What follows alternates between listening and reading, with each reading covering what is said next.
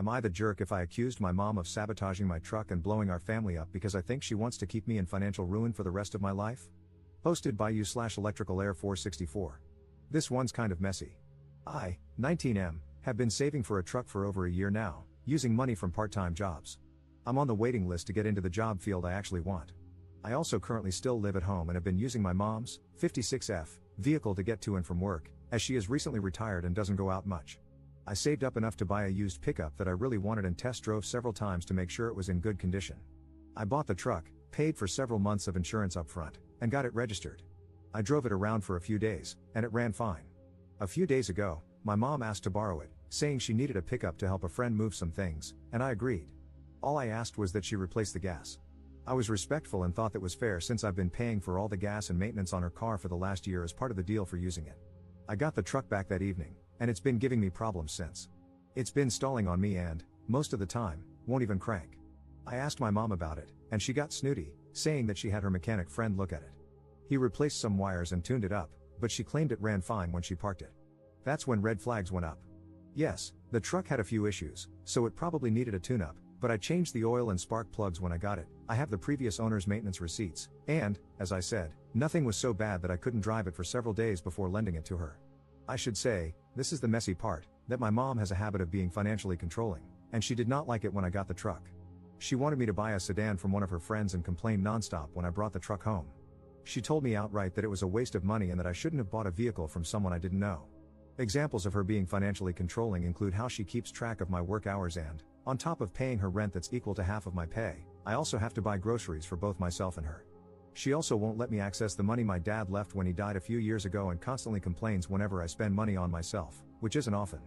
I've only bought some clothes and a few games for my PC over the last year because I was working so hard to save for a vehicle. Her mechanic friend also isn't a legit mechanic. He's a guy who replaces parts for people and does oil changes out of his garage. I've noticed over the past few years that he can't really diagnose a vehicle, and he won't work on cars unless the person tells him exactly what they want replaced. I personally feel like she took it to him and had him do something to the truck, but I have no proof. This kind of petty isn't beyond her. She slashed a neighbor's pools once because they didn't drain them at the end of summer and they were just breeding mosquitoes, and she constantly reports minor things to the police. My aunt told me last night that if my mom and I have it out, I can stay with her family, and I'm really considering accusing my mom to her face of sabotaging the truck. If I do, I know she'll kick me out, plus I still have to pay to have the truck taken to a real mechanic.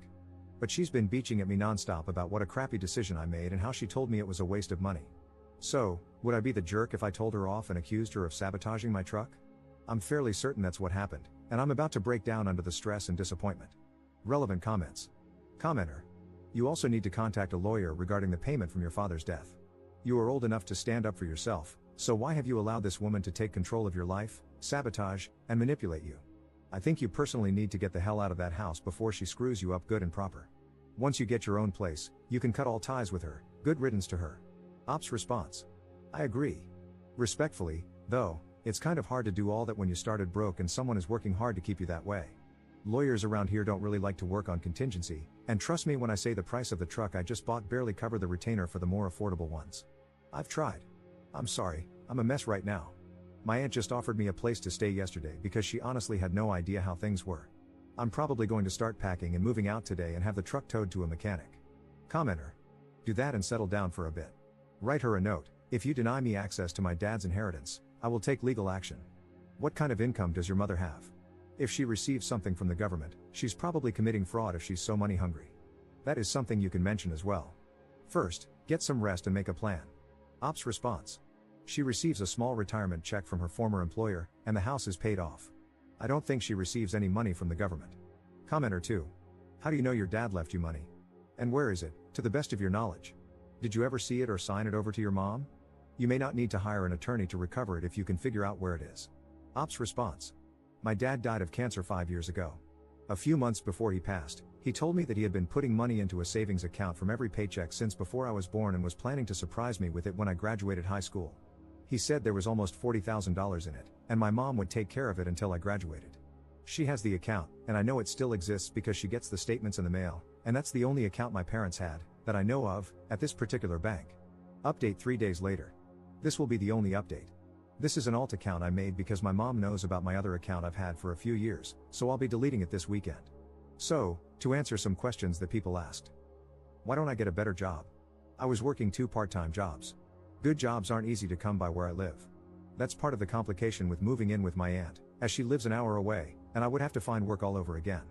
That issue has been resolved, though. Did my dad leave a will? If he did, I've never seen it. I don't think he did, and when I asked my aunt about it on Thursday, she is my dad's sister, she said she didn't think he did. But that's part of the update. The update itself is this: my mom and I had a major argument, and I am now at my aunt's until I save up enough to get my own place. The argument wasn't over the truck, though that did come into play. Basically, I took the advice of everyone who commented and said to just go no contact and move out. I had to make sure I could get a job, though, and my uncle was able to get me a decent job as a construction laborer for the company he works for. I start Monday. My aunt and uncle came over last night to load my truck onto a trailer and tow it to a mechanic closer to where they live. They are going to loan me the money to get it fixed. I talked to my mom's mechanic friend, and he said that she brought it in for a tune-up because it was backfiring. Long story short, the timing belt started whining, so he replaced it. What my mom didn't tell me was that the truck had to be towed home because he didn't time it correctly, and she was supposed to get a professional to look at it. That explains why the truck has only cranked once since then. So that's the good news: the truck is fixable, and my aunt and uncle are going to help me. When I told my aunt the full story about the truck and the money my dad left for me, she got mad and told me that she and my uncle were coming over Thursday night to pick me and my truck up. She wouldn't tell me exactly what she was mad about, but I was packed up that evening when they showed up.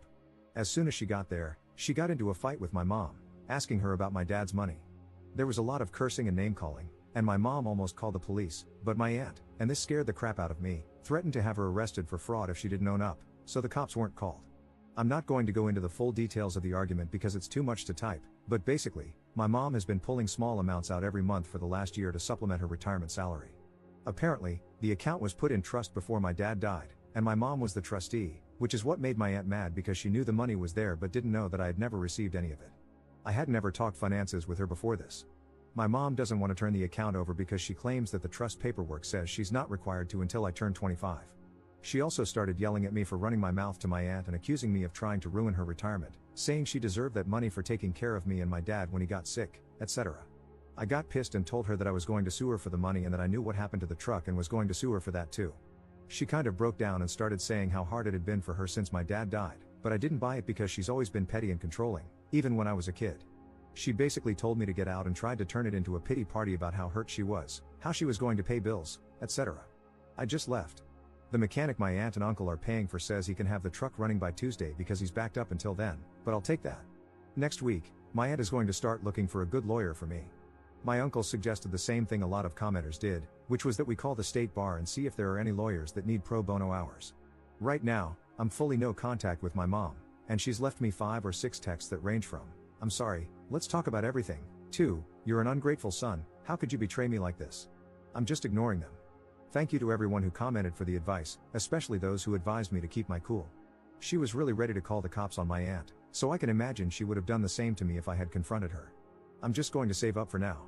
The job I was waiting for is now out of the picture due to how far away I now live, but I'm thinking about trying for trade school or an apprenticeship in one of the trades. Thank you all for the good advice.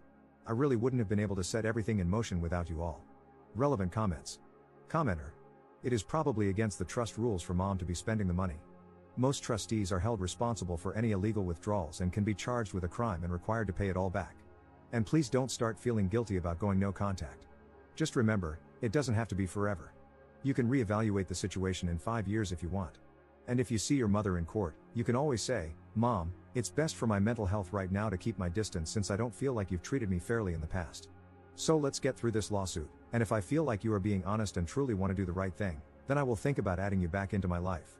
Notice you have not made a commitment, but if she thinks she may get you back, maybe she'll do the right thing by your father's estate. Editor's note. Op has since deleted his account, but there is a chance he might update in the future after finding a lawyer and finishing his legal battle with his mom, despite saying this is his only update.